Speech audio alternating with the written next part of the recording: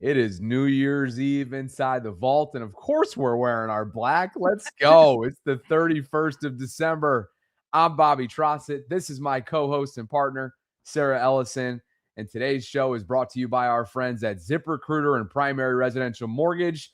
We got one last call, final call. Tomorrow we will randomly give away that $100 Fanatics gift card, courtesy of Primary. So go ahead and get your final entry in there, if you will. If you want to participate in this month's giveaway, click on the link that we have pinned in our live chat. If you're not watching in real time, we have it in our show notes. And Sarah, as I start to set the table for us, a brief, minor oversight of mine. I forgot our Twitter caption, so if you'd like to go update yours, go right ahead. But before we get into the rundown, I mean, come on, the least surprising thing you'll hear probably in the upcoming year ahead, and maybe all of this year, is that your AFC Offensive Player of the Week, after a historic performance on Saturday night at a historic venue inside Lambeau, is Derrick Henry. 36 carries, 216 rushing yards, 4 rushing touchdowns. It's the 10th time, Sarah, over his illustrious career that he's won this award, the AFC Offensive Player of the Week. And whoever at the league office makes this decision, I would imagine it didn't take all that much deliberation. Well, what do you know, Bobby? If you feed this man, he at 31 years old, 31, right? Is he 31? He 32 at on Sunday. 32 on Sunday. What do you know? If you feed this man, he will do good things for you. And why it's taken so long, especially with LJ beat up all season long, I don't know. But good for him with his 216-yard day last week. And what was it for the whole week? He's just what was the last graphic you had up right there? Where did that go? Oh, meaning in what regard for the whole week? Well, I meant for the whole. There we go. Yeah, 36 carries. This just looked better. 36 carries, 216 yards, 4 rushing touchdowns. And the man could have won you the game in New England also. But either way, we still would have been in this boat. We still had to beat Pittsburgh. So I just hope and hope that the Ravens will continue to do this on Sunday and keep feeding this man the rock. That's where we begin today in terms of the actual rundown for content that we have planned for you. It'll be headlined by Lamar Jackson. In 20 minutes from right now, Femi, Ayama, Dejou will join us. I get the sense that he has a few things to get off his chest. So at 12:30, he'll join us. And that's when you'll actually depart us. You are going to celebrate more. Well, who knows if it's birthday festivities or not, but you got a lot going on. You got to hit the road. So at 12:30, we'll do a little bit of shuffling, if you will, as far as my co-host is concerned. But we got a lot to cover between now and then because Ian Rappaport, Sarah, of NFL Network, had this to say earlier this morning on Lamar Jackson regarding his practice status going into the week. Because remember, this is the first of 3 today going into Sunday Night Football, must-win, winner-take-all opportunity that the Ravens are now presented with on Sunday night in Pittsburgh. Rap sheet earlier today. Ravens. There still is a question about whether or not they will have Lamar Jackson, their star quarterback, on the field for them. He's dealing with a significant back bruise. The team thought he'd be able to play last week, was not even able to practice. But this week, once again, there is some optimism that he'll be back out there. Sounds like he is feeling better. Coach John Harbaugh wanted to make clear when he is healthy, he will play, he will start. There's no issue. They do hope and believe it'll be this week in a game they got to have.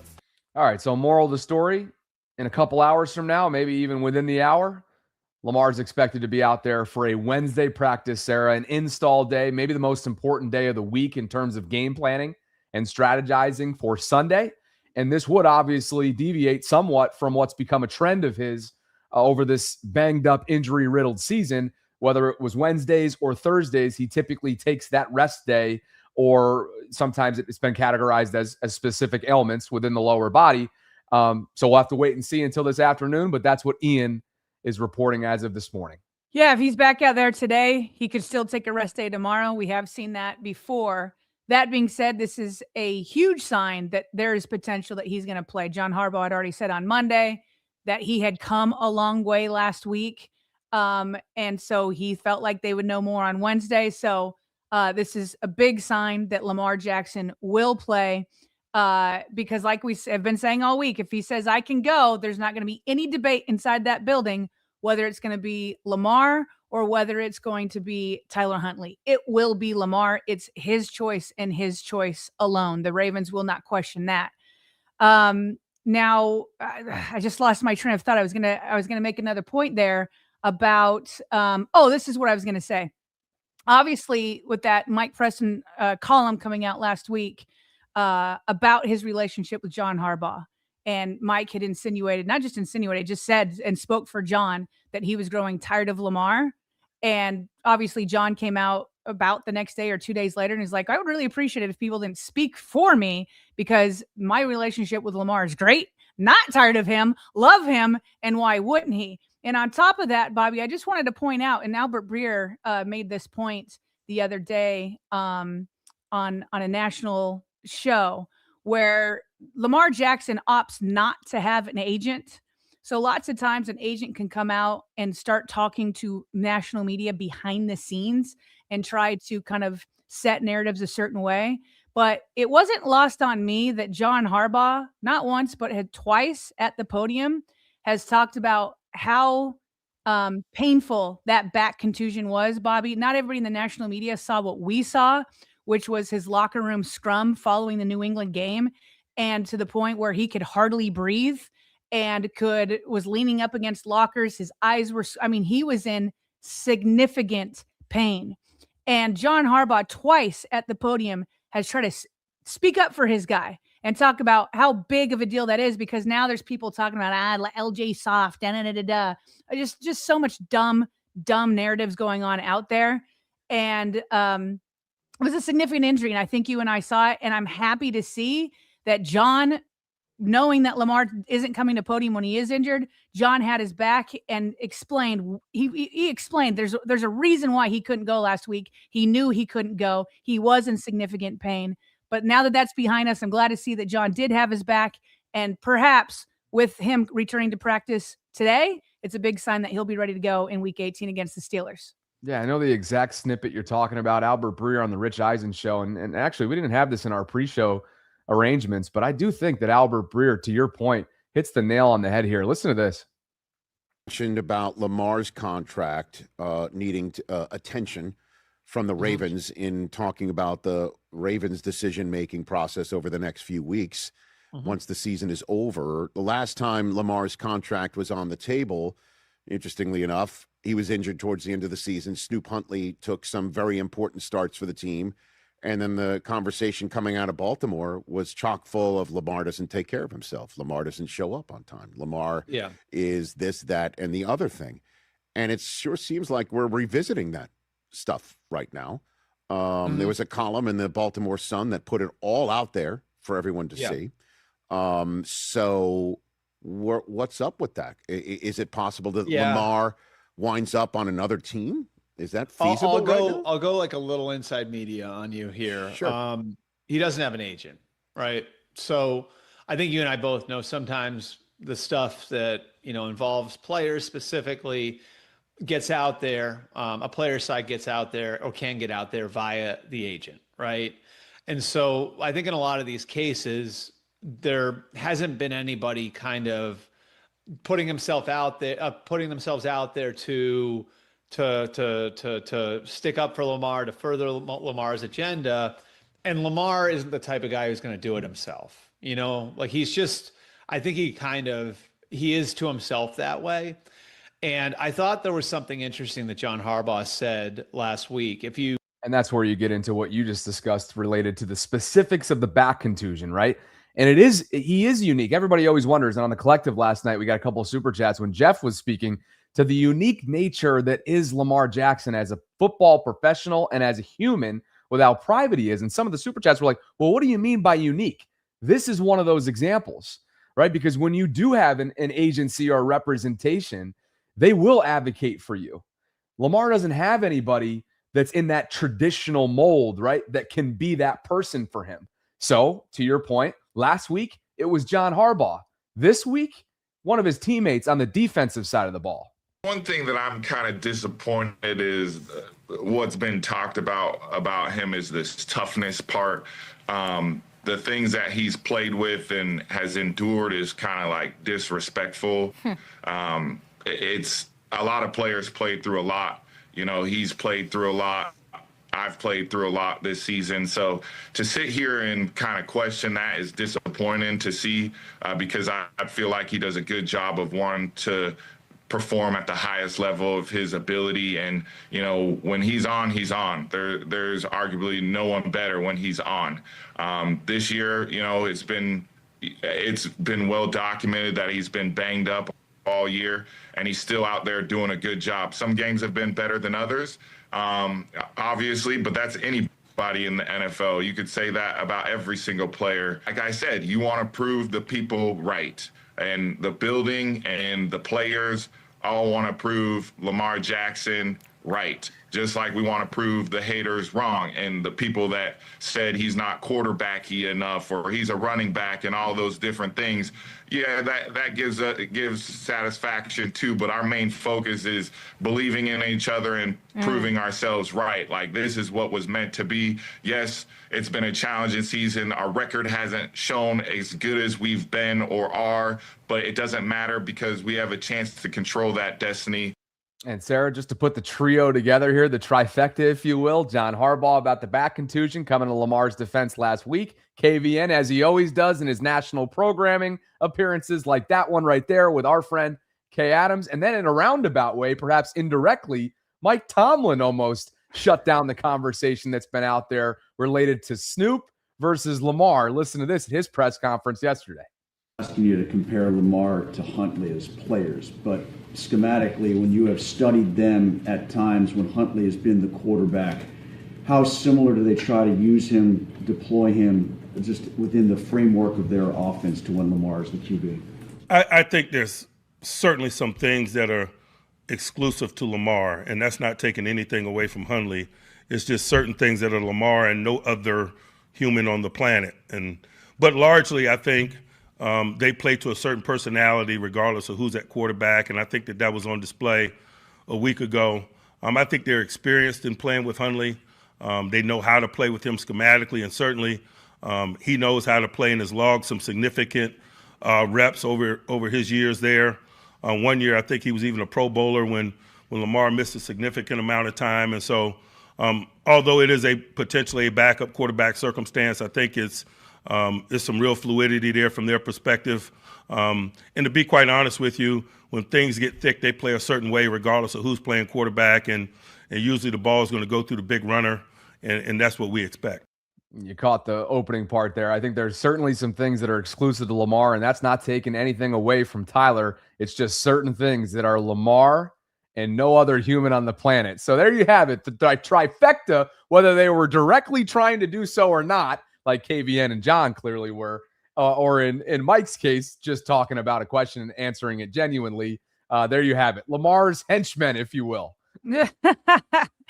Mike Tomlin is Lamar Jackson's henchman. I mean, this is bizarro world, you know? So listen, Tyler Huntley, bless him. We appreciate him. He's gotten the Ravens 2 of their very few wins this year. So we appreciate that. Nobody wants to talk down on Tyler Huntley. That being said, Mike Tomlin is absolutely right. Everything that Tyler Huntley can do, a healthy Lamar Jackson can do. A healthy Tyler Huntley cannot do everything that a healthy Lamar Jackson can do. It's not the same. It's just not. And we shouldn't pretend otherwise. And columns and insinuations of who Lamar is, if he plays video games at night or whatever, I don't care. I don't care if he plays video games at night. I play video games sometimes. I think it's going to be all right. Now, here's what I do care about. Is Lamar Jackson going to be a healthy runner like Tyler Huntley was last week? Is Lamar Jackson going to play clean football like Tyler Huntley did last week? Can he, if the blitz is coming, get a quick passing game going? And will the Ravens have a similar game plan like they did for Tyler Huntley, where they involve Derrick Henry from beginning to end? Those are the only things I care about. If Lamar thinks he can be a healthy runner, if he's going to play clean football, absolutely, obviously, you put him out there. I think he can, and I hope that the Ravens coaches follow suit and give him a great game plan going in against these guys, because I watched Highsmith last week against the Browns. He's a problem. TJ Watt, did he end up practicing yesterday, Bobby? Well, I think it would. Did they? Oh have no, it practice was a yesterday? Tuesday. It was a Yeah, Tuesday. so- Never mind. Yeah. Yeah. Well, yeah. we'll watch that. We'll watch that. Yeah. But even if TJ can't go, I mean, Highsmith's a problem. I mean, it's a good defensive line. Harmon will be back. So the Hayward Ravens, still plays at a high level. I mean, Yeah. they got dudes all over that. And by the way, the first part of Ian Rappaport's snippet from NFL Network earlier actually addressed TJ Watts. Let me go ahead and play that back right now. I would love to hear But when that. you look at the Steelers and the fact that they may or may not have TJ Watt available to them, what can you tell us for this game? Yeah, certainly that is a big question mark for the Pittsburgh Steelers. Their star edge, TJ Watt, has not played the last several games, dealing with a partially collapsed lung. And remember, this goes back to a dry needling situation at the team. Sort of take a wait-and-see approach, but obviously some optimism there. I'll believe it when I see it that he doesn't make himself available, Sarah, for Sunday night. But to your point, that they've got a defense that one, it has a level of familiarity with the Ravens, knowing that Patrick Queen is in the middle part of it.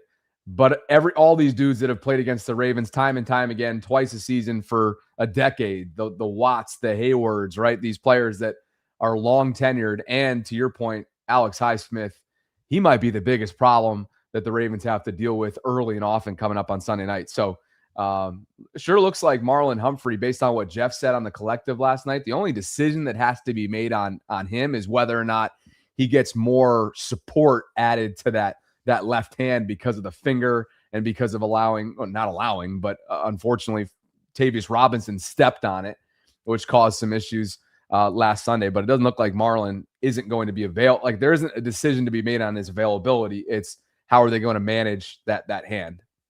Yeah, and since he's had a problem with his hand, he's actually been just fine in the interception department. It's more him covering people on the outside. So I'm looking forward to seeing what Cheeto is doing this week. Is he going to get, I assume he's going to get all 3 days of practice. John Harbaugh said on Monday that there were no other real significant injuries coming out of last week's game against the Packers. So if you could put Cheeto back on the outside and move Marlon on the inside, I think that's going to bode well for the Ravens. Obviously, the Pittsburgh Steelers are down several passing weapons, from DK Metcalf to remind me of his name. Is it Washington, the tight end? Well, yeah, Darnell Washington broke his there you arm. go. He's done. DK's obviously serving the 2-game suspension. We know that. And then they have a decision to make on Calvin Austin. Mm-hmm. So he's we'll another see if pass he's- catcher for Rodgers. Yeah. So I know that they're down, but I still want to see Marlon on the inside. I don't want to see him on the outside anymore, Bobby. He got cooked a few times, and I'm going to need a bounce back game from Nate Wiggins, who has had, a good season. He's asked to travel with some of the top wide receivers on the other side, but he also got cooked last week. John Harbaugh felt like it was a technique thing, other than the bad play call that we went over yesterday with Coach Evans. But it was bad play call, and it was bad play by, of all people, Kyle Hamilton, but also Malachi Starks, the two safeties. So they got to get things back going again there. But Bobby, I did want to play. Okay, yeah, go with that. I have something from Ken McCusick on Lamar versus Huntley. We've kind of moved away from that, but I did want to get one more video on that. But tell us what you got here. Well, just some context to what you're talking about. It's not great to look at. Cole tallied up basically yards allowed here, which told the story of Nate's nasty night, and not nasty in a positive way. 5 catches, 6 targets for 111 receiving yards allowed. Marlon Humphrey, 3 catches, 3 targets allowed for 51 total receiving yards. And then, like we keep saying, Cheeto, man, has there been anyone outside of Kyle within the confines of the Ravens defense who's been more reliable, more steady, more consistent than Cheeto? Just 1 catch, 3 targets. Sure, Wiggins and Humphrey will often draw the stiffest or toughest assignments when it comes to opposing teams' pass catchers, but Cheeto's brought a level of toughness given his background in the AFC North. Tennessee, people forget Tennessee's paying I think the majority of his salary this year to suit up for another team, and the Titans were like, look, we're willing to bet on his injury history, meaning we're watching and acknowledging his injury history. We got to get younger. We got to get healthier. And the Ravens like, well, okay, if you view him as trash, he's going to be our treasure. And he's certainly been that, Sarah. And they need him if they're going to go on a postseason run here because the secondary's been open for business, as we've seen for weeks now. I love it when other teams are playing for productive Ravens players. That's Right? always nice. But yeah, just to revisit real quick, I thought Ken McCusick of Baltimore Film Study did a really good job when he went on 98 Rock to talk about why he hands down would go with Lamar over Tyler Huntley, especially in a big game like this with the postseason on the line and really the whole season on the line and everything that they've been through. Not a legitimate question. Healthy Lamar, Tyler Huntley, who do you start? For me, it's not even a question, but to you, it may be a legitimate question. No, not a legitimate question. I think particularly against the Steelers, and they're more healthy in some ways on defense than they were before. They're certainly not more healthy on offense, but they have Harmon back in the middle of that defensive line. You have to have Lamar to force them to defend every blade of grass. So you really need them to spread out the defense and not crowd the line of scrimmage. They're perfectly capable of doing it. They've done it before against Joe Flacco very effectively, and they need to. When the teams that have done it, they take away the Ravens' misdirection ability even more.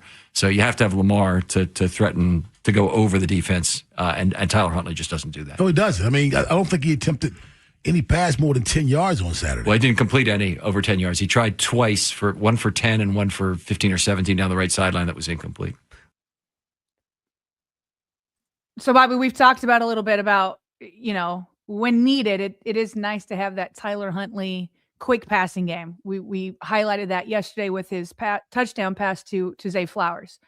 But to Ken McCusick's point, you can't have, the box just full of safeties, defensive backs, linebackers, not even worried about threatening to go downfield. And that is what Tyler Huntley lacks. When I said earlier that Lamar Jackson can do everything that Tyler can do, but not vice versa, this is exactly what I meant. Tyler Huntley just doesn't threaten you downfield. And so in order to open things up underneath for Derrick Henry, because we want to see Derrick running the rock more and knowing that Harmon is back, they are going to need to get those safeties to be nervous about that deep ball. And that for sure is what Lamar brings over Tyler Huntley, not to mention many others that we won't get into now. Covers every blade of grass. That's what we knew, right? That was the thought that when Todd Monken was hired and they were building around Lamar legitimately, and you bring in King Henry and you continue to bring in playmaking pass catchers around Lamar. That's what the philosophy became in Baltimore. And that's what it's always been when you have Lamar. And that is the key difference there between, a guy that, to your point, Ravens have a lot of respect for. Not enough to have brought him back as QB2 initially, but somebody that came back to win multiple games for them this year, as you've already referenced. Where would they be without the Chicago win, most importantly, and then most recently, the Green Bay win on a hostile environment Saturday night at Lambeau. If you're hiring for your company, this is a busy time of year for you because you've got new 2026 goals, and that means finding the right people to accomplish them. ZipRecruiter, brand new sponsor inside the vault. We appreciate them. You also have hiring challenges for 2026, perhaps, like filling specialized roles or identifying qualified candidates from a huge pool of applicants.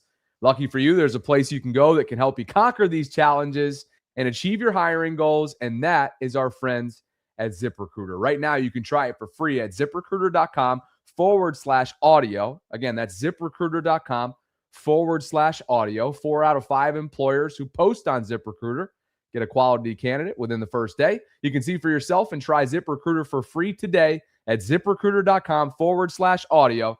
ZipRecruiter, the smartest way to hire. We appreciate them for being on board. And partner, you got an NBA game to get to. I'm going to go check out the Cleveland Cavaliers versus the Suns, the Phoenix Suns. I was going to say tonight, but this afternoon it starts at 3:30. But I want to say hi to my guy, Femi, real quick. Yeah, I was going to say, why don't you say hi and bye to him? And I hope you had a wonderful second half of your birthday. We didn't even have a chance to catch up with what you did, but I'm sure we will once you get back from the game and whatnot. Enjoy your time in Cleveland. And a little hi and bye from our guy who joins us. Oh, look at the high and tight you got going on. This whole look. What is going on here? We got glasses. We got a goatee. High and tight. What's up, fam? Had to change it up a little bit. Happy birthday, Sarah. appreciate it. I appreciate your happy birthday text yesterday. And Yeah. Bobby, Femi sent me a video of himself going off about this LJ stuff on 98 Rock. So I think we're in for some good stuff today. Yeah, for sure. I look forward to it. I was in full crash out mode for sure. Hey, this is where we've been the last couple weeks. I'm glad somebody can join me. Somebody can join me in crash out mode. Me, you, and Marcus Spears. All of us. It's the trifecta crash out. Definitely. Hey, go track down Donovan Mitchell, will you? Yeah, we'll go cheer on Donovan Mitchell, former Utah Jazz, former teammate, not teammate, but schoolmate of Lamar Jackson. So I'll go do that. But Femi, thanks for coming on. I wish I could chat more with you, but I got to run. No, it's all good. Hey, enjoy yourself. Enjoy your Happy New Year too. Yeah. Thank you. Same to you. Bye-bye. Later, partner. We'll See do ya. it again regardless. I mean, it could be a State of the Ravens type of broadcast when we have you on next, or perhaps it's about a postseason run. So let's begin there because it's newfound life since the last time we chatted with you. Newfound life is what the Ravens have one presented themselves with a win, and then also obviously a little bit of a helping hand from Cleveland upsetting the Steelers and Pittsburgh on a day where I don't know. Did you watch that game in full? First of all, oh yeah, I did. I watched it for the whole thing. Yeah, dude, I was locked in. I was cheering like it was a Ravens game. You know what I mean? I was locked in. I'm watching what ended up becoming Cleveland's last offensive possession, and Tommy Reese they turned Pittsburgh over on downs, and I'm sure Tomlin was doing the analytics and the timing crunching and everything that needed to be done there in terms of how much time they had left and everything that was going into that. But when Tommy Reese calls 3 straight runs and then settles for a field goal when they're 1 first down away from, sealing the deal and knowing that Aaron Rodgers has nothing. I know DK Metcalf isn't out there and the offense is night and day without him, but I'm thinking to myself, you're giving this guy one more chance. And sure enough, they trusted their defense like they did the entire game, and Tommy ends up being right. But I don't know about you. I'm watching that and I'm thinking, just ask Shador to throw it, man. You don't need to do anything crazy. Just ask him to get 1 first down. Yeah, I mean, I felt like it was, I think it was when they punted, it was 4th and less than 1, right? Wasn't it? I think so. Yeah, so it's interesting because, it's like from their motivation, it's like they're just trying to spoil the season for Pittsburgh, right? They don't give a damn about the Ravens, right? Like they don't care about that necessarily. But when I saw Aaron Rodgers, I think he hit 2 passes down the middle to Freiermuth, right? Those were the 2 big catches to start that drive with like 1 minute and 40 seconds left. Yeah. I was like, oh, damn. I'm like, this is all going to blow up in front of us and it's going to be horrible. Cause like the whole game, you're building up your optimism and you're like, okay, it's 10-0. And then, okay, well, I don't know where it's going to go from there, but you end up, with the last possession and there's 1 minute and 47 seconds left.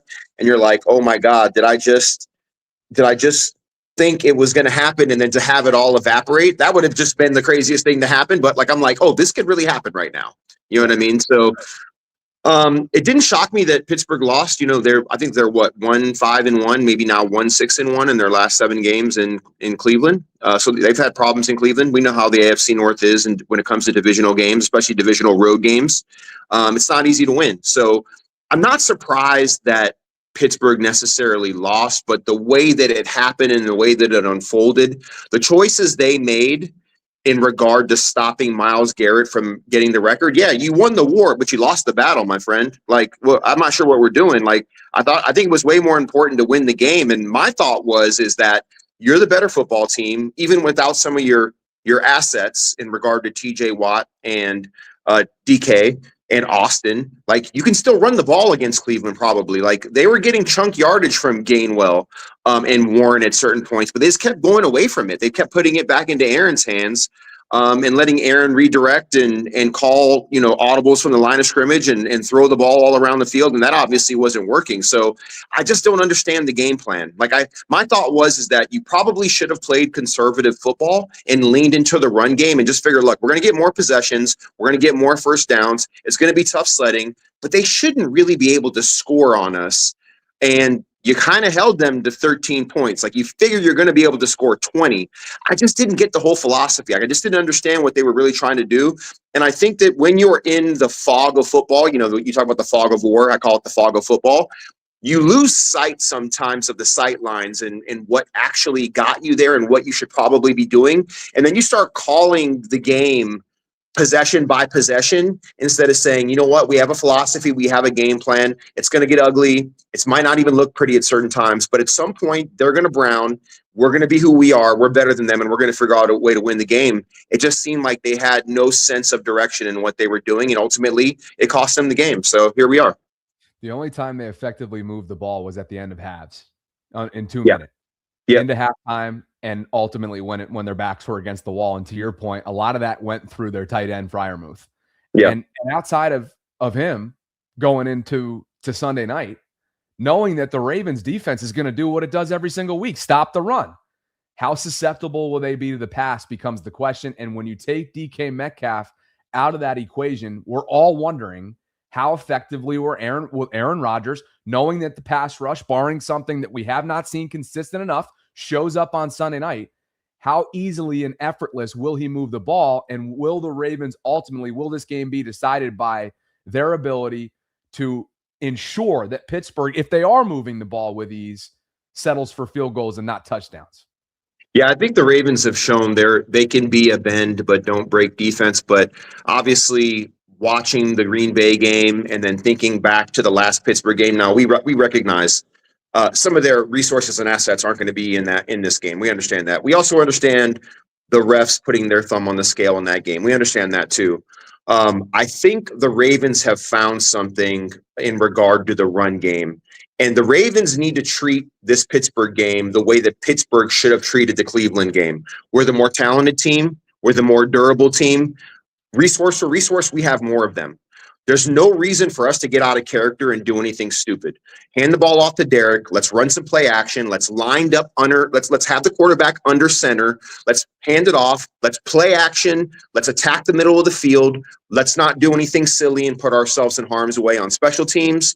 Let's take the points that we get when we get them. There's nothing wrong with kicking field goals in this game. You know what I mean? And I think that there's no doubt to me who the more physical team is. The Ravens are the more physical team. You just look at the way the Ravens have out physical people. Even though they may have lost some of these games, when they commit to that downhill football, run the ball down your throat, teams just get chewed up in the process. Like you just see guys falling like flies. Like this is the thing. They just have to start that from the beginning and say it might not be pretty early, but over time this is going to work. Correct me if I'm wrong. I think Derek had 24 rushes for 98 yards or something like that in the previous game, somewhere in there. I have it right in front of me. So that was week 14 earlier this month. Derek had, by the way, as a team, it was a successful day because the complement of the Lightning. I was going to get to that. Yep. Was rolling. Yeah. So 217 in total, not to steal your thunder here, but to answer your question, Derek went 25 for 94. That worked out to be 3.8 per carry. Yeah. So they tasked him with a lot. Pittsburgh had a plan. Yeah, and I think that the number you hit on was the 217. It doesn't matter how we get the yards as long as we get them, right? And so I think it's obvious that the Ravens can stop their run game, and now they have less resources. So, like, I mean, I'm just not sure what, like, to me, the Ravens have to make mistakes. And like I always say, football is not about perfection, it's about imperfection. The team that makes the least number of mistakes wins the game, right? When you look at the different ways that Pittsburgh can win, right now, I mean, Gainwell, to me, has been their most impressive offensive player this season, I think, because he can do it from behind the line of scrimmage, at the line of scrimmage as a receiver, and you can count on him on wheel routes and running nines against linebackers. Like, I think, to me, he's the guy they're going to have to lean on. And we know Warren is talented, and we know Freiermuth is good. Like, those guys, these are all middle-of-the-field players, so to speak, right? Like, they're running backs and tight ends, right? We have the guys to cover them. And my thought is that we don't need to be exotic or crazy. We just need to play fundamental football to win this game. And so when I think about what Aaron wants to do, I'm assuming Austin isn't playing, but even if he comes back, okay, he's a down the field threat. But MBS, I'm not sure where he's at right now. I don't know if another week of practice is going to help him out. He looked a little bit out of sorts. The way that Aaron was yelling at him in the Cleveland game, it didn't look very organized. And maybe it'll be more organized this week. But if Aaron isn't able to distribute the ball, obviously Washington's out. I'm just eliminating all the doors. Like, how many doors can I close, and what are the doors that we know that are going to be left open to some degree? It's going to have to be their run game and maybe the quick passing game. The quick passing game and the run game is how the Steelers are going to have to win, and they're going to have to turn the ball over on defense Like, we're going to have to make mistakes. That to me seems like their path for victory. I couldn't agree more. Like, what if one of those fluky interceptions, one of just 4 from Lamar, happens last year when Peyton Wilson literally, it's a struggle that Justice Hill has with him, and somehow Peyton Wilson finds a way to take that football away from Justice. One of the many that it's like, that shouldn't even go down as a Lamar interception, right? Like the Mark Andrews one, the Rashad Bateman drop. Like, there's so many of those that went into last year. Or what if we start talking about special teams? Like, what if it is sort of a field goal pillow fight, and then a special teams momentum breaks the entire game open? Like, we've seen this time and time again with lesser talented Mike Tomlin teams, which we both know is the case going into Sunday night, finding a way to hang around. So you see the numbers right here on the screen. It's undeniable that Aaron Rodgers it's night and day with and without DK. And the conversation to be had another day from a Pittsburgh perspective is like, can you believe the guy? They get rid of one headache in George Pickens, who's extremely talented. You bring in DK, who, sure, has had his fair share of emotional outbursts on the field that have led to fines and suspension in the past. But Femi, when you absolutely got to have the guy, he goes and does that. I'm not in any way am I absolving this Detroit psychotic fan for doing what he did. He clearly got what he wanted. But for DK to let his emotions get the best of him in that moment ultimately might cost his team a trip to the postseason. Yeah, I think it's so hard as a human being because I think DK was just being a human right there. I think he forgot where he was and what he was there for.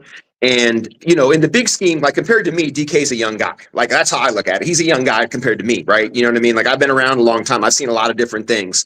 And, it's unfortunate that he's going to have to learn a lot of lessons from this event, right? And I hope he takes the lesson.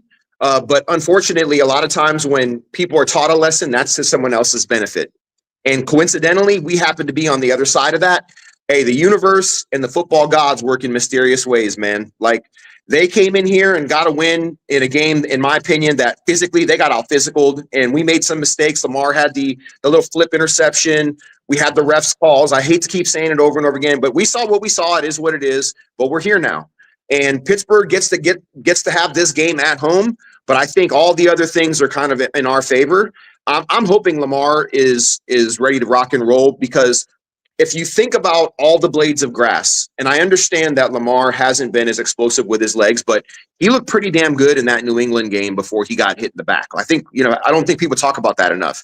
His arm looked good. He was throwing the ball on time. He was throwing dots. I mean, he took off on some runs. Like, I just feel like we're getting into this prisoners of the moment situation. And we've seen it before where Huntley comes in and looks pretty good. And then you have, not a lot of people, but a good number of people that are like saying, oh, Huntley should play. No. If Lamar's available, you do not have your 2-time MVP on the sideline with his helmet on the bench watching if he can play. There are things that Lamar Jackson can do that only he can do. His arm allows him to throw the ball over the top. Because my thought is that Pittsburgh is going to put all their resources into stopping the run. And there's just certain parts of the field that Lamar can access that Tyler can't. And I love Tyler. I don't want Tyler to go anywhere. I want them to re-sign him and keep him. But Lamar Jackson is one of one for a reason. And it just blows my mind how people can forget that so quickly, because Tyler played good in Green Bay and he played pretty good against New England. I understand all that. But the guy that's going to get you where you want to go to, that can counter the counter, is Lamar Jackson. And if he's available, Lamar Jackson goes, and I think Coach Harbaugh said that unequivocally. Mike Tomlin almost did as well. Listen to this yesterday. Asking you to compare Lamar to Huntley as players, but schematically, when you have studied them at times when Huntley has been the quarterback, how similar do they try to use him, deploy him, just within the framework of their offense to when Lamar is the QB? I think there's certainly some things that are exclusive to Lamar, and that's not taking anything away from Huntley. It's just certain things that are Lamar and no other human on the planet. Need we say any more, right? Yeah, no other. He basically said the same thing. We basically said the same thing. I didn't even hear him. I didn't even know he had said that. You know what I mean? And it's about covering every blade of grass. Blade of grass. When they brought in Todd Monken 2 years ago, they wanted to take this passing offense to new heights. Well, along the way, we know that at times they've lost their identity, or at least in the fog of football, they've lost that identity, to use your phrase there. But also something you just referenced here from John Harbaugh is that he said earlier this week, we have it on the screen right here, The fact that we have a lot of confidence in Tyler is a real big positive, but doesn't factor into whether Lamar plays. If Lamar's ready to go, he's playing. That's it for sure. And what we began our live stream with today, as you see up on the screen, Fem, is that Ian Rappaport of NFL Network noting the Ravens are optimistic that within the next hour or so, maybe before we even wrap up today, Lamar is expected to be practicing the first of 3 going into Sunday night. Hey, so let me share something that I know that maybe you have shared, but because I've already said it's okay, or we've already talked about it. But remember when I used to send you the voice notes earlier in the season? Do you remember what my private complaint to you was? Is that inherently in his soul, Todd Monken is a thrower of the football. Philosophically, that's always been my biggest issue with Coach Monken. That's what he wants to do. That's who he is. And I've been saying this now for a really long time. And it's all good until it doesn't work, right? It's all good until it doesn't work. And it becomes predictable. Lamar gets banged up. The offensive line doesn't pass protect the way that it was. You got to lean into the run game. And because Lamar got banged up and Tyler is the quarterback, when Lamar is playing, Coach Monken calls the offense that he wants us to be. When Tyler Huntley's in, he calls the offense that we are. Call the offense that we are with Lamar Jackson at quarterback. Line him up under center. Call the exact same game you would call with Tyler. Call it with Lamar. Watch what he does. That was the offense that Greg Roman ran. Lamar was an MVP with Pro Bowl O-linemen and no Pro Bowl skill guys, and the dude blew everybody's mind. Lamar doesn't need Pro Bowl skill guys. He needs Pro Bowl O-linemen. And then you hand the keys to him and let that dude cook. Like I'm telling you right now, and I told this to Sarah privately. I even might have said this to her on a phone call that her and I had. I do not care as much about Pro Bowl skill set players, skill players, as I do about Pro Bowl O-linemen, because Lamar Jackson has already proven over his career he can take any team to a number 1 seed if he's protected. The one, and to me, and look, I don't want to be a prisoner of the moment, but I think it's fair to say that this is the least protected he's been in his 8 years as a starter. That's my opinion. I mean, maybe we can go back to 2021 or 2022 and we can nuance that a little bit, but this feels like this is the most sacks he's taken he's played 12 games, right? 11 and a half or 12 games. In this number of games, this seems like the most times he's been hit and the most times he's been sacked. Just off the top of my head. I'm not saying for certain, but that's what it feels like to me. And when I look at the O-line grades and the PFF numbers, look, PFF is what it is, but it's consistent across the whole NFL. So it is apples to apples, right? And when I look at the grades and I look at the performances, the O-line to me just hasn't been what it was a year ago. The numbers prove that out, and the performance proves that out. But right now, it seems like they've struck gold again, right? They understand who they are. They're leaning into who they are. It's not just good for them physically, it's good for them psychologically. Do you see the energy and the passion that they're playing with? The commitment, just the vibe. Like, it's like, hey, we don't care who's out there. We're running everybody over. Like, that's how you want them to feel, and that's what I'm seeing. Just lean into that. I don't care who the quarterback is, just lean into that. But if you have your 2-time MVP back there, oh, man, it's on and cracking. Like, over the top, like, I see some big plays. And look, I'm not going to get ahead of myself. I understand who the Steelers are. I understand this game is in Pittsburgh. I know it's for all the marbles. But I think man for man, clean versus clean, the Ravens have more talent right now. They just do. I just don't know how else to say it. Now, that doesn't guarantee you a win, but if you stay consistent and you play clean, you should win the game. Look at a guy like Devontae Walker, to your point that everybody's playing for each other. Take a look at 81 on the right-hand side of the screen. One of the 4 rushing touchdowns. This guy is soaking what? 6'2", 180, 190, somewhere around there, blocking the hell out of who was this? Was it Quay Walker? I can't remember who it was. It was Quay Walker. Look at what he does to Rashawn Gary here. I mean, that's the type of complimentary effort that they're getting from people. You don't hear anything about Devontae Walker, mostly because he just hasn't been directly involved with the football at times this year. But what about, to your point, staying who they are, or in terms of Monken's game planning, whether it's happening, like you said, inherently or not. Yeah. How about the Derrick Henry usage on 3rd down? Can we see that moving forward? I mean, hey, do you remember I was on previous weeks and I said, look, you got to have him in there on 3rd down. You can go what we call an E personnel, where you have 2 tailbacks in. You can go, there's all kinds of different things you can do. And guess what? They're starting to do it a little bit. And so when I did my my podcast with Dennis Pitta and the crew at 98 Rock on Monday, we do a peach and a pit, and I gave my peach to Coach Monken and Coach Harbaugh. Now, I know there's been a big, discussion about the call sheet and the play sheet. Now, Coach Harbaugh has different call sheets on different days. Sometimes I see the defensive call sheet. Sometimes I see the offensive call sheet. I don't care what he did or what he didn't do. I just love the fact that everyone's ego got checked at the door, and they did what they needed to do to win that game. And my assumption is Coach Harbaugh and Coach Monken said, we're going to run the damn football down their throat, period, end of story. This is what we're going to do. Derrick Henry's going to be in on third down. We're going to run outside zone. We're going to run inside zone. We're going to run man outside. We're going to run inside zone with a man and a lead blocker. We're going to run QB draw. We're going to do all the things. And they did it. And they executed it perfectly. The recipe is there. All they've got to do is the same thing. And that clip that you showed of Des Walker, right, doing his thing, that's the energy and the psychology that I'm talking about. You got a 6'2", 180-pound receiver blocking a 6'4", 270-pound D end and doing it like with ease. It's a confidence. It's an energy. Everyone's like vibing off each other. It's a vibe, as the young kids like to say, bro. It's a vibe, right? So it permeates everybody. Now, the thing that we need to make sure of is we got to get our technique shored up on by our DBs, right? There was a lot of first of all, the inability to cover on Tampa 2 when they went empty was a problem. Obviously, communication issue there with Kyle Hamilton. I felt like the corners were playing outside leverage to the boundary, giving free access on digs in the middle of the field. I don't know why they were doing that. Their best ability is to play press man, or maybe give them a small cushion and just run with them. You know what I mean? Because what they were doing to me wasn't working.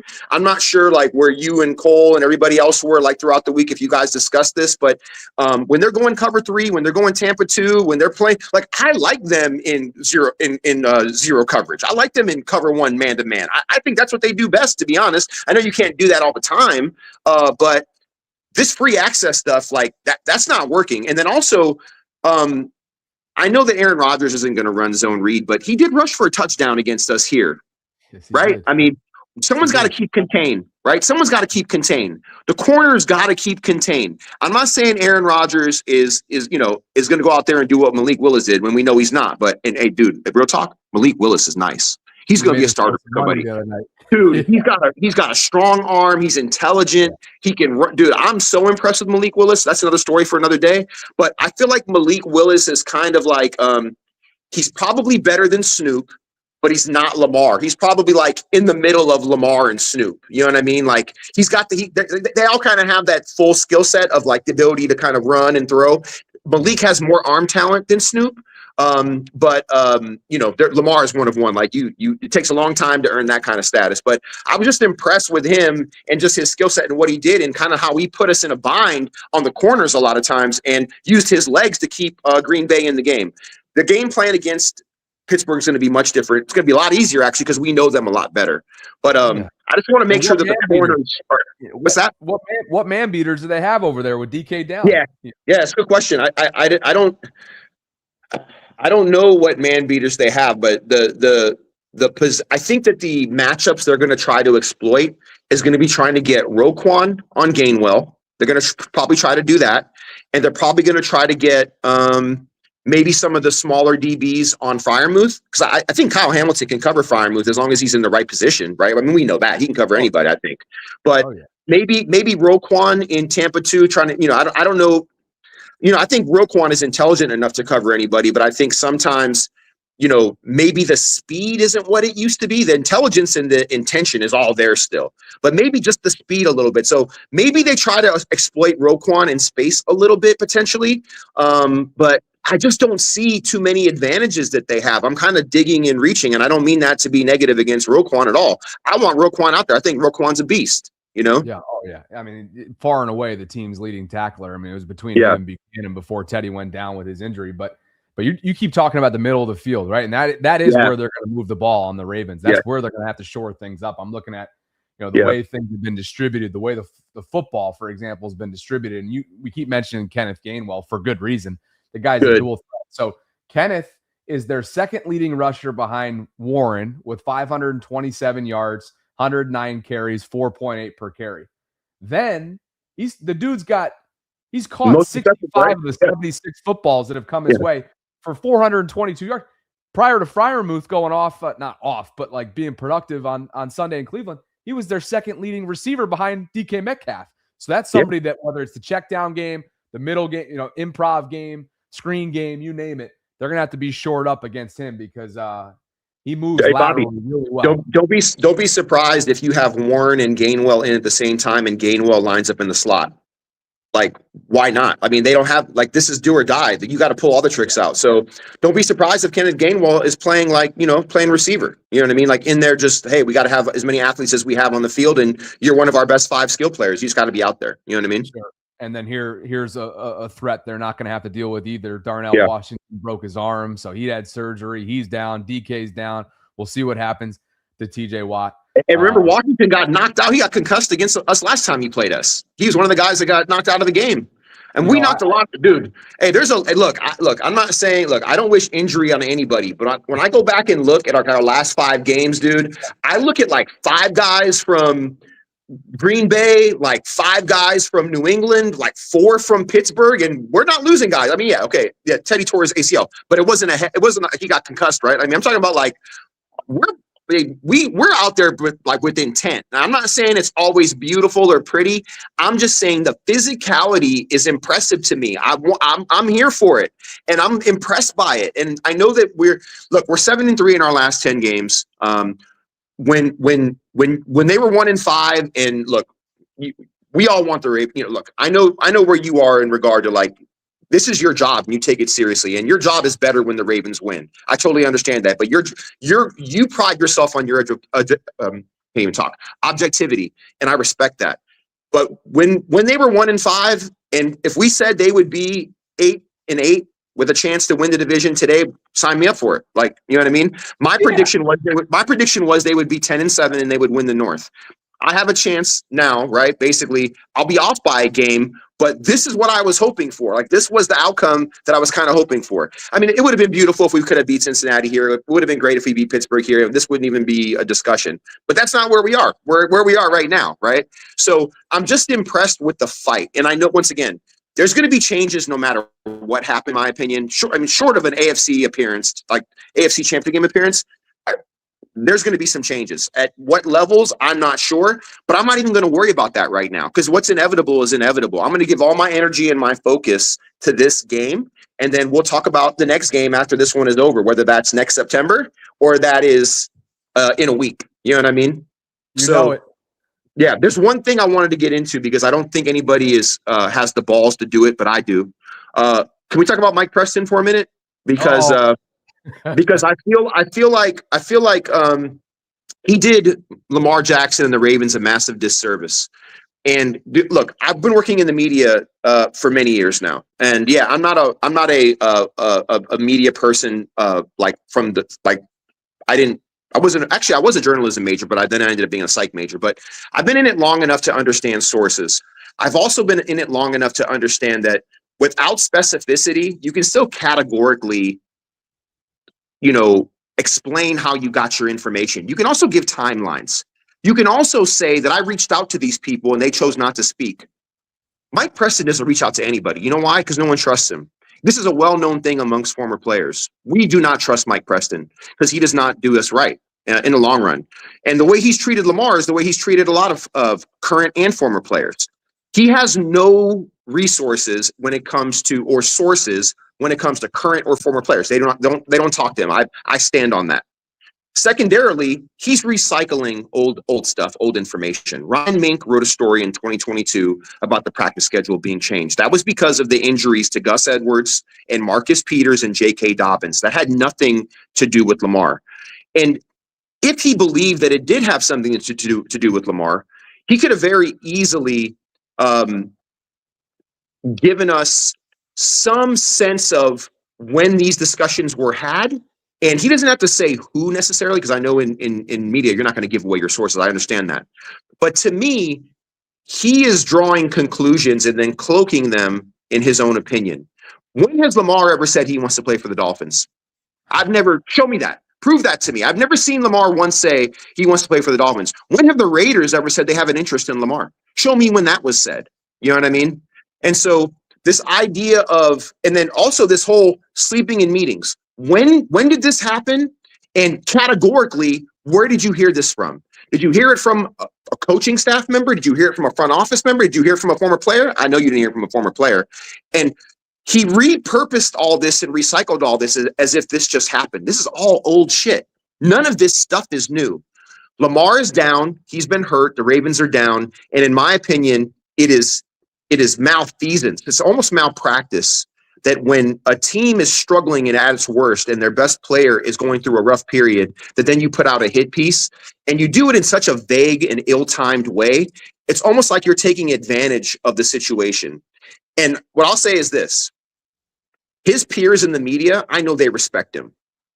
I don't know how many actually like him, though. You know what I mean? And I don't think, you can't expect me as a player, like as a teammate, like if I'm playing for the Ravens right now, I'm not going to call out my teammate outwardly in the media. And I don't expect his peers to call him outwardly in the media either. But guess what? I have sources too. And I've spoken to quite a few of his peers.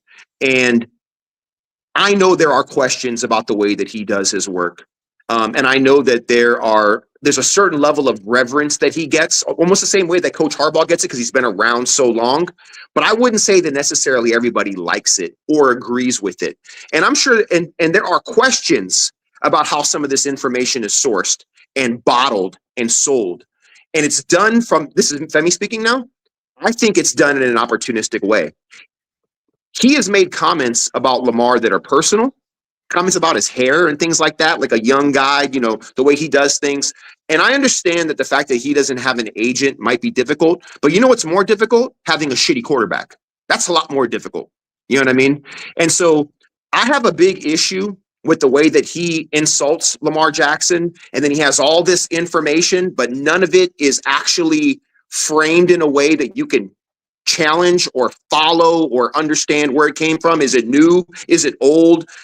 Categorically, you can give us more information than you're giving us. But also this, I wish the national media, the Ryan Clarks of the world, the Nick Wrongs of the world, had the balls to be like, hey, Mike, can you just give us a little bit more insight on when was this from?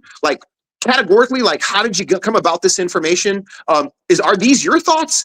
I know Lamar's never said that he wants to play for the Dolphins. What makes you say that? Have you spoken to his mom?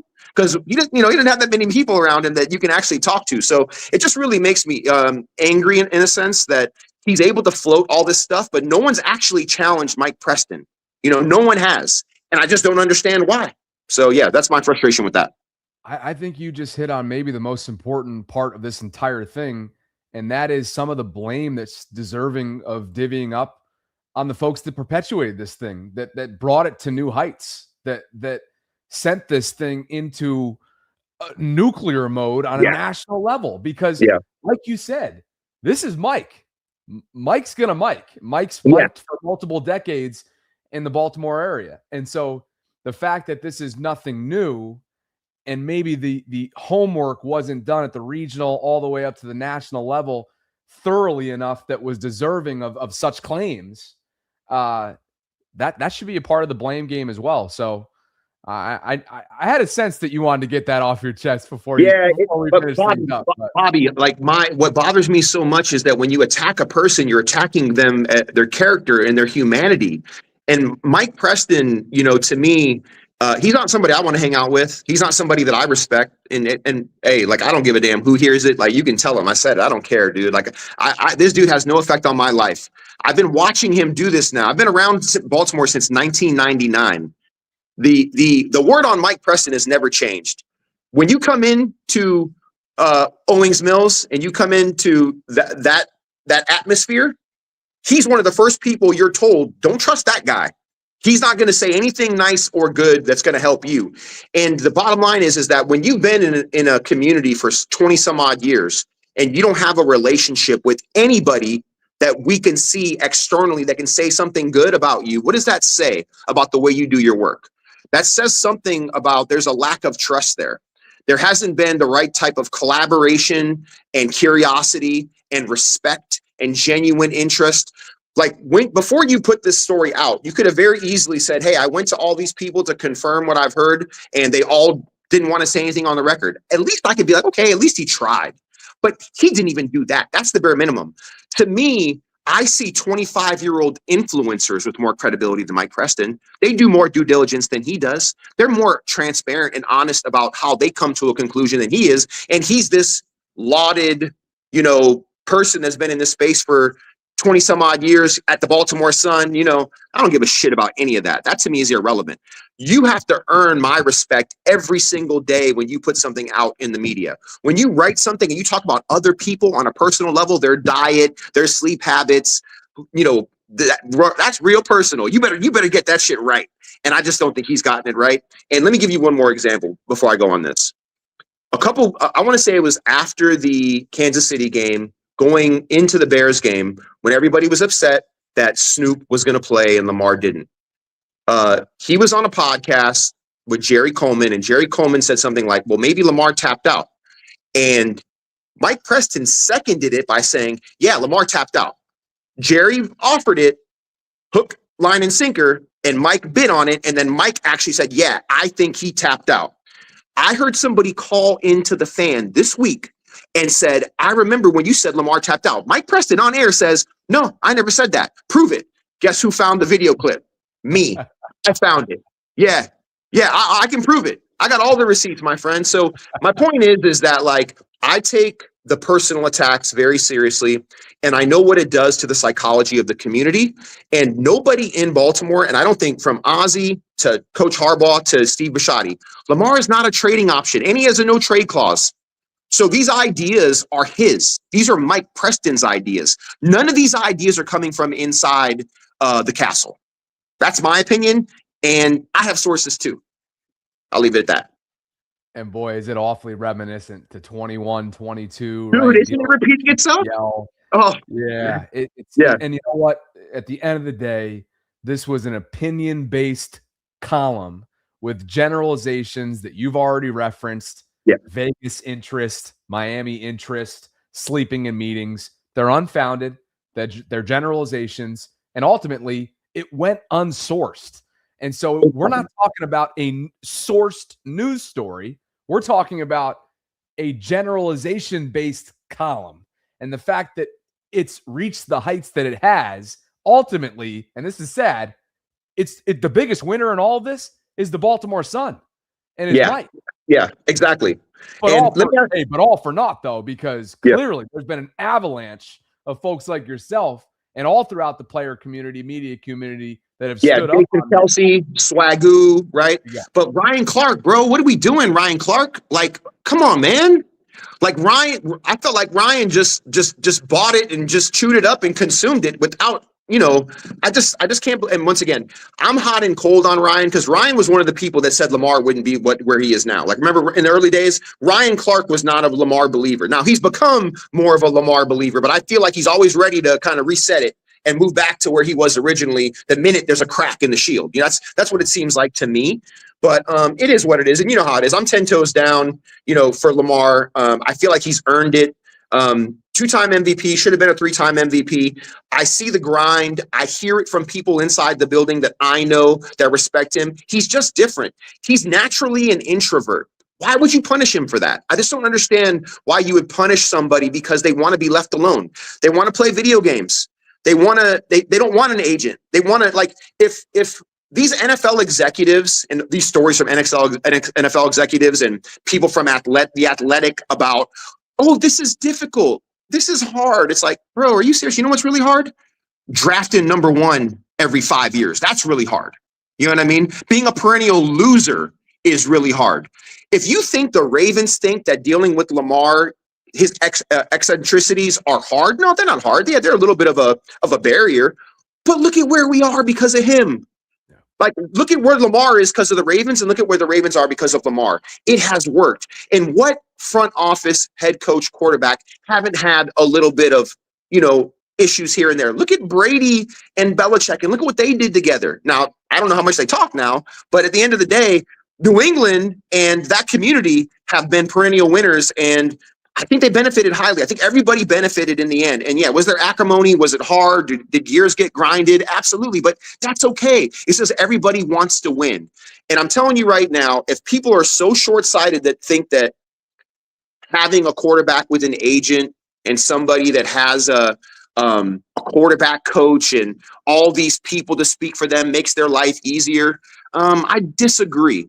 I would say just look at what's happened since Lamar has been here and look at what it was like toward the end of Joe's career and at the end of Brian Billick's tenure when there was no quarterback here. Yeah, we found some ways to be scrappy and we did okay, but we're not who we are right now. And so there's no world or universe where Lamar Jackson is playing quarterback in the NFL where I don't want him in purple and black. That's how I feel about it. I don't know how, I'm pretty sure you get it. You know what I mean? I feel like you can be like, hey, yeah, like it would be a heartbreak to see Lamar playing for another team, wouldn't it? Of course. Yeah. He's become part of the fabric of Baltimore. And here's the thing.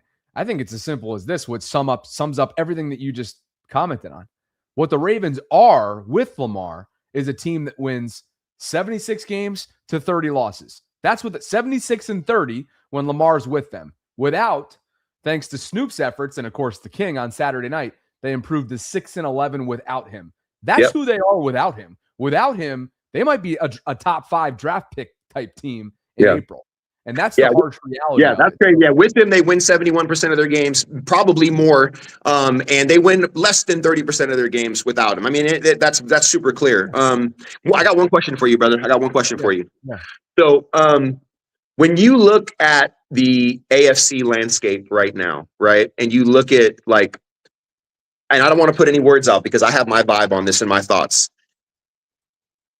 This game on Sunday is going to be difficult. There's no doubt about it. But if you can get through Sunday and you look at the playoff kind of tournament, I get excited for the potential there. Like Houston's waiting, and I know Houston came here, but we had 8 guys on defense hurt. Lamar didn't play in that game. I'm sure Houston probably, they're going to trick themselves to think that, oh, we just went there and won. Yeah, that completely different team, bro.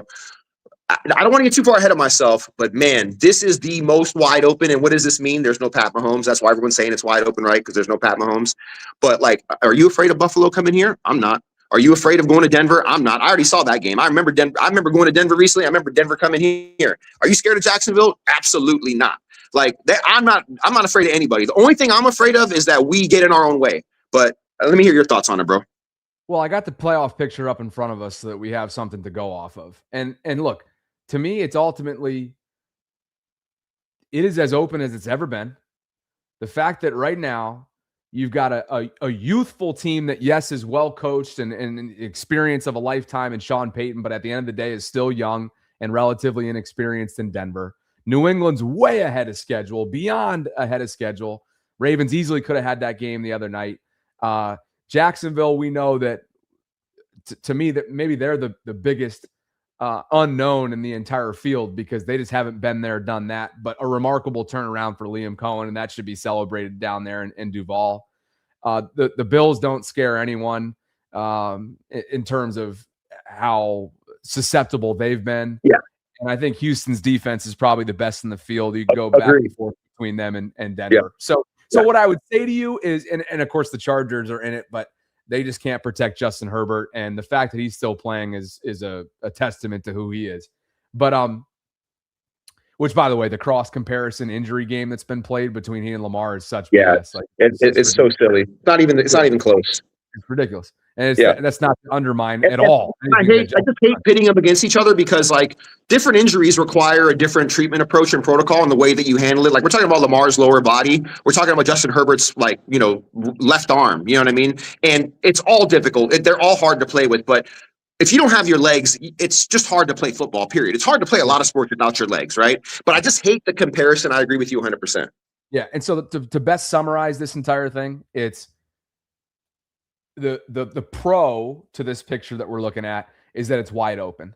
The con is that I just don't trust them in January. And so until they say otherwise about that, awesome. Like it's wide open. But go show us that in the Lamar era, you're capable of putting on a run as the underdog, as the wild card team, which funny enough that they won't be. They'll be a divisional winner, but they will be playing wild card weekend, as we know. And likely be matching up with what? as the 4 seed, they'd have the 5, right? Yeah, they would. They Is would that yeah, what it would be? yeah. They would have Houston here. They'd have Yeah. Houston. Yeah. So, I mean, look, they've embarrassed Houston the last several times they've played them. Hey, listen, Houston in January in the cold out here, dude. We saw that game already 2 years ago. Remember? We saw it. We saw it on Christmas night, and we saw it in the divisional round. Yeah, so we saw it. We've seen it the last 2 years. So we've seen what can happen when they come. Actually, the last 3 years we already know.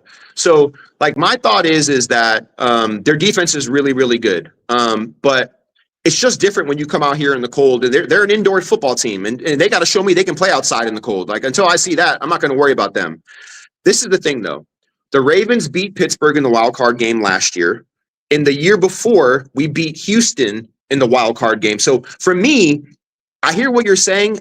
It's not the wild card game for me. It's the divisional, and then it's the AFC championship game, right? Like I think like if the Ravens beat Pittsburgh, they will be favored in the wild card game here, no matter who they play, right? I think they can win that game. It's the next game where they're going to have to probably go on the road. But with the way that the AFC is configured right now, I'm not even sure the top seeds will beat the lower seeds that next week. I don't know who's going to end up where. They could end up with another home game. You know what I mean? But they've been playing shitty at home, though. Like, you know what I mean? Do we want them on the road? Like, I know that sounds silly because I still believe no matter what the record is this year, there's a lot of explanations for the record. I mean, we could take it apart and we could explain some of these losses without Lamar and just how it all went. You still want the home game. Like, listen, I want this the same way. If Lamar is available, you still want Lamar, no matter how good Tyler plays. If you get a playoff game, you still want the home game, no matter what the road home split is. You know what I mean? I'm being a little facetious, but I think you get where I'm going. I get it. 3-6, just for the third time in franchise history, you're below 500 at home. That is uncharacteristic. Yeah. But my thought is it's got to even out. My thought is it's got to even out. Maybe. But I'll finish with this. The clean slate. They are days away from a complete clean slate. None of this matters the last 3 months. None of the defensive issues the first 6 weeks matters. None of the whole you just beat 5 teams in a row that only one of which are going to be in the postseason. You're pretenders. That narrative, which I was riding with and still might end up when it's all said and done when we evaluate the season as a whole. But none of that will matter. None of Lamar's injuries, perhaps, that will matter if they still are taking a toll. But you know what I mean. It's a complete clean slate. And aside from Nnamdi Madubuike, Buchanan, and whatever Lamar is continuing to deal with, they're relatively healthy. And why the hell not them is what becomes the question if you can get to the clean slate opportunity, which they're 5 days away from doing. So, brother, you're the best. Happy New Year to you. What are you guys doing tonight? So Kel and I are going to go to Ruxton for dinner, get some steaks, a little champagne. We're going to do it early, dude, and be back early. You know what I mean? So Christmas took a lot out of me, dude. I went I just don't really get down like this anymore. But like Christmas Eve, I was with my kids and their mom, and we were drinking and barbecuing. And then Christmas Day, I was with Kelly at her uncle's. They're grilling. I don't smoke cigars, bro. I've been smoking cigars. Bro. It caught up with me a little bit. So I'm gonna be a little smarter tonight. You know what I mean? The clean system was not so clean for about a week. But hey, once the new year starts, bro, I'm on that grind. I'm back in the gym, back on my yoga, back on my diet, clean start. No drinking, no sugar, no bullshit, like back on the grind. I'm looking forward to it, actually. There's something about the last 2 weeks that just not only are people not working globally or at least nationally, but everybody's kind of letting themselves go a little bit. So and then at the end of it, you're like, okay, I want to get off this train now. Like I'm good. I've had enough sugar. I've had enough drinks. Like I just want to get back to my normal kind of homeostasis. You know what I mean? So appreciate you, brother. Myself tonight. I'm trying to get back from the flu, so I'll be chilling tonight. I'll be in with you tonight as well. I'll give Kelly my best. Enjoy the Ruxton. That place is awesome. So I appreciate it, man. All right, have a good one. Happy New Year, brother. Great stuff from Femi, Ayama, Dejou, former Super Bowl winning Raven, always kind enough to spend a lot of time with us today. I mean, Sarah, for those of you that missed Sarah's first half of the show, she and her family are off to the Cleveland Cavaliers game. I believe it's a matinee or maybe a 3:00 start in Cleveland. She lives in Columbus, so pretty easy for her to get over there. So that's why I was like, hey, why not go a little bit long with Femi on New Year's Eve? I hope you guys are having a fantastic holiday.